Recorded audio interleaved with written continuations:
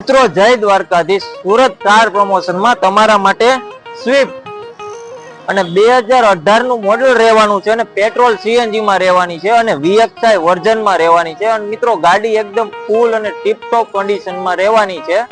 અને મિત્રો આપણે ગાડીની પ્રાઇસ ની વાત કરીએ ને તો માત્ર આપણે 4,99,000 માં આપી દેવાની છે.